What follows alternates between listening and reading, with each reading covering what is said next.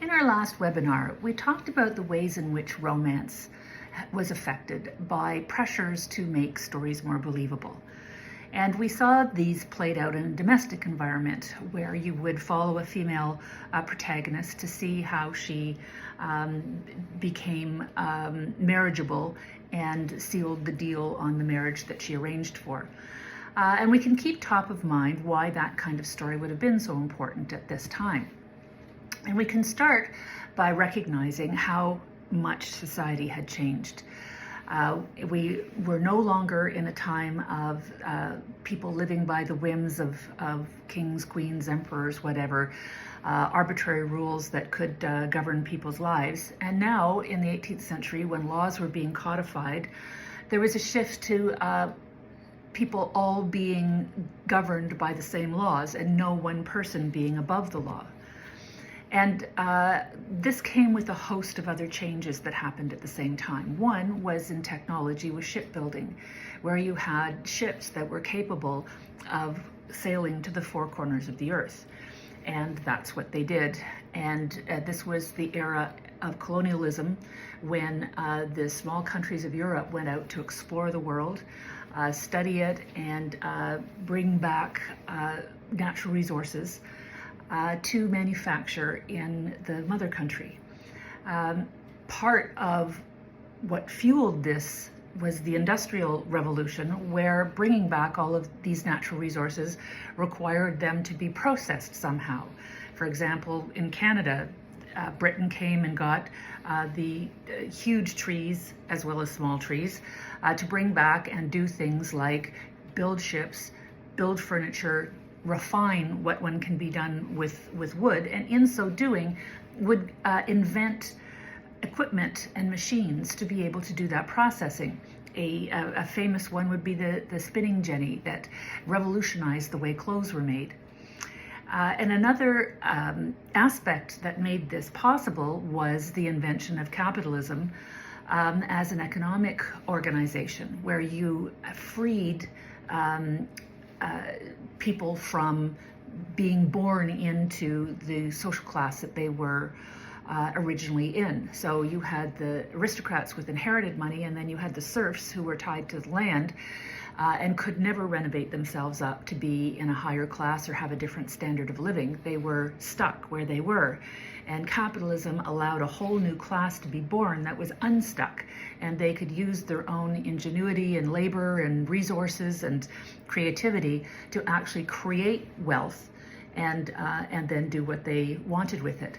And this new class was everyone associated with making that possible. So you had the manufacturers, you had the shippers, the providers of raw materials, you had the inventors, you had the lawyers, the bean counters, the managers, the accountants, everybody who was part and parcel of making this industrial revolution work became the middle class. And that is the idea of gentrifying something, is renovating it to a middle class sensibility. So readers of this class wanted to see their own lives portrayed in what they read. They wanted their imaginations filled with their own hopes and dreams and desires that made sense to them. And writers wrote stories that were relevant to this class that would come to dominate. So what did this look like in the stories that were produced? We remember that in romance, individual aspiration was the mark of somebody who was noble, somebody who was good.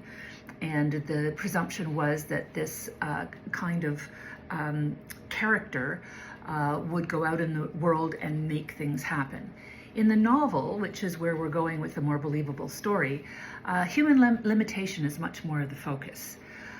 So where in the Greek myths you had gods who were all fighting each other, in a novel it's more the common people. These are stories that hadn't been told before, and the focus shifts from what, if not gods, then heroes, what heroes would be doing, and now you are looking at the common people. Even in a romance that is more believable, there is still a sense that the characters are larger than life, where in a novel, the characters face overwhelming social forces and are believable because they are more contained, or they're smaller, or they're less effectual. The romance characters go out and make history. People in novels are subject to it.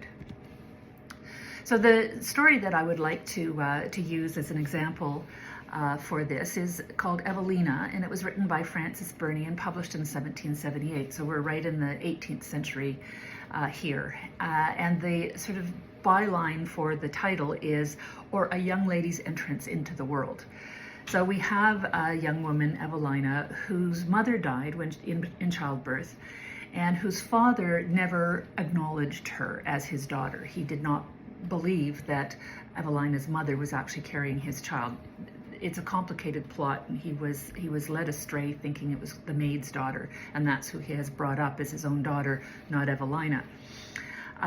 So she was given to a reverend who is middle class, but brought her up in the country in a sheltered environment.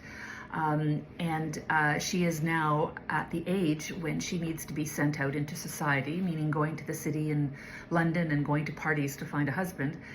So he entrusts her care to a family that's part of the parish, who has a daughter who is of the same age, and they're going to London to do this, and they are going to take Evelina with them. So the story is made up of two plots, really, and the first one we would call the princess in distress. Now, she's not a princess, she's a middle-class girl, but we can see the basis of this romantic convention in it. She is caught in vulnerable circumstances and needs to be rescued a number of times. One of whom she needs to be rescued from is her grandmother, Madame Duval, who did not know her daughter had a child, and has just discovered it now that she's coming out into society. And she swoops in and now wants to sort of have her granddaughter and take her out and take her to the parties that she wants to take her to and incorporate her into her life. And when she's doing this, she's subjecting her to a number of men who pursue her that she has to fend off in different ways. And one of these people that she meets, who's a good guy, is Lord Orville. And he is a very gentlemanly man, and he takes an interest in her, and he ends up helping her. On occasion, he protects her, and eventually falls in love and offers her marriage. He also will help her gain the acknowledgement from her father that she really is his daughter. So this is a fairly predictable romance that by this time would have been done to death. And that is not where the fire in the novel comes from. That's from plot 2, which is what happens to Evelina when Madame Duval does swoop in and take her over and incorporates her into her social scene. And Evelina ends up meeting her relatives that she didn't know or ever grow up with. And they are the ones that she now is associated with publicly and socially. And she's fairly mortified by them. The family name is the Broughtons, and they are a boorish, crass bunch. They make dirty jokes. They do not hide their sort of sexual ambitions. They don't hide their ambitions for social climbing. They are constantly shocking Evelina.